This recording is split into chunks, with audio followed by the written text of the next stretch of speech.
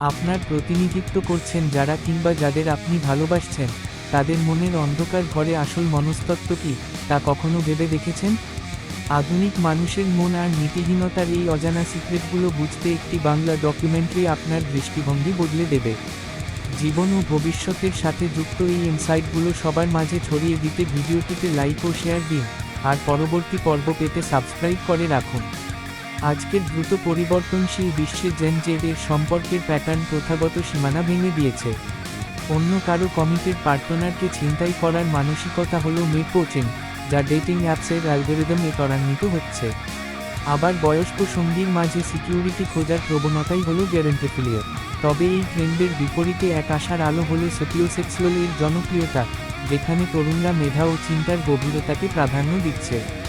অন্যদিকে যাদের নীতি ও জ্ঞানের ওপর সমাজ নির্ভর করে, সেই শিক্ষকদের প্ল্যাজিয়ারিজমের মতো জালিয়াতি আমাদের মেধার ভিত নাড়িয়ে দেয়।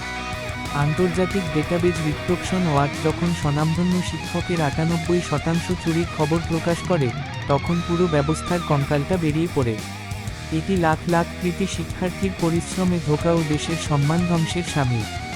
আমাদের ভবিষ্যৎ প্রজন্মের রক্ষার্থে টার্নিটিনের মতো সফটওয়্যার ব্যবহার এবং জিরো টলারেন্স নীতি কার্যকর করা এখন সময়ের দাবি।